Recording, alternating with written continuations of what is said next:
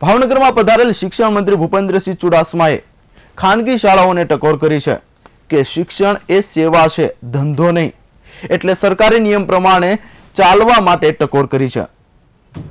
સરકારે ફી નિયંત્રણના કાયદા ઘડ્યા, પરંતુ તેની પણ છટકબારી ખાનગી શાળાના સંચાલકોએ કાઢી લીધી।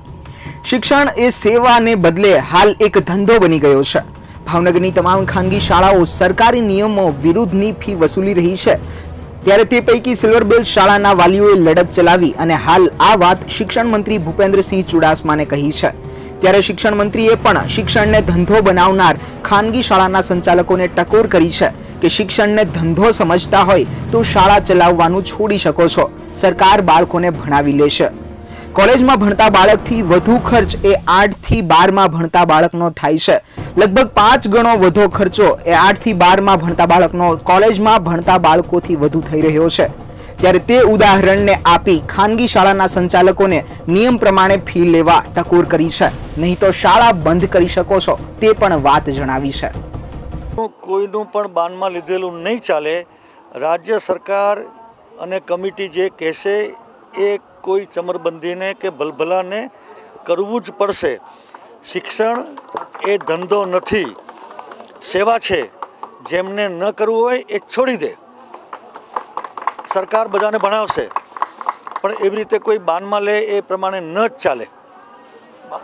અને આજની જ વાત, અમારા નંદ કંવરબા મહિલા કોલેજમાં જો વાર્ષિક 12,000 રૂપિયા ફી લેવામાં આવતી હોય અને ટ્રાન્સપોર્ટેશન 30 કિલોમીટર સુધી જો મફત આપવામાં આવતું હોય, તો નાના બાળક માટે 50,000 કે લાખ રૂપિયા ફી શેની હોય? કોઈ લોજિક મને સમજાવે? મોટી દીકરીને ભણાવવા માટે મહિને 1,000 રૂપિયા અને નાના બાળકને ભણાવવા માટે મહિને લાખ રૂપિયા। એટલે અત્યાર સુધી જેમણે ધંધો કર્યો છે એમને સરકારની આ વાત કઠે સ્વાભાવિક છે કે ધંધામાં નફાનું પ્રમાણ ઓછું થાય છે, એવું નહીં ચાલે। હું એમનો વિરોધી નથી, હું ઈચ્છું છું કે સરકાર અને ખાનગીની હરીફાઈ થાય, સમાજને સારામાં સારું શિક્ષણ મળે, પણ કોઈની પણ દાદાગીરી તો નહીં જ ચાલે। ભાવનગરની કાળવીબીડ વિસ્તારમાં આવેલી સિલ્વર બેલ્સ અને અમરજ્યોતિ શાળા દ્વારા શિક્ષણને પૈસા કમાવાનું સાધન બનાવ્યું હોય તે રીતે સરકારના નિયમો ઉલ્લંઘીને ફી વસૂલી રહી હતી। સાથે જ વાલીઓએ ફી સરકારી નિયમ પ્રમાણે ભરવાની માંગ કરી, ત્યારે તેના બાળકોને શાળા દ્વારા ત્રાસ અપાતો હોવાની વાત પણ વાલીઓએ કરી છે। ત્યારે આ બાબતની રજૂઆત શિક્ષણ મંત્રીને કરાઈ, પોલીસ સ્ટેશનમાં ફરિયાદી અરજી પણ નોંધાવાઈ અને હાલ શિક્ષણ મંત્રી ભૂપેન્દ્રસિંહ ચુડાસમાને પણ આ બાબતની રજૂઆત કરાઈ છે અને હવે વાલીઓ શિક્ષણ મંત્રી પગલાં લેશે તેવી આશા સેવી રહ્યા છે। આજે મેં શિક્ષણ મંત્રી શ્રીને રજૂઆત કરી છે ફી વિધેયક માટે। અમારી જે શાળા જે વધારાની ફી લે છે એ આ વિધેયકનો અમલ કરે એના માટે મેં રજૂઆત કરી છે। હવે આ અમલ થાય એની હું આશા રાખું છું અને અમારા બાળકોનું ભવિષ્ય ન બગડે એવી હું આશા રાખું છું। આ સાથે શિક્ષણ મંત્રી સાહેબને રજૂઆત કે જે કાંઈ ફી નિર્ણયનો અમલવારી છે તે બને તેટલો ઝડપથી કરે અને યોગ્ય કરે, જેથી વાલીઓ અને પોતાના છોકરાઓને ભણાવી શકે અને સંસ્થામાં પણ સારું શિક્ષણ સંસ્થા તરફથી મળે એવી અમે રજૂઆત શ્રી શિક્ષણ મંત્રીને કરેલ છે।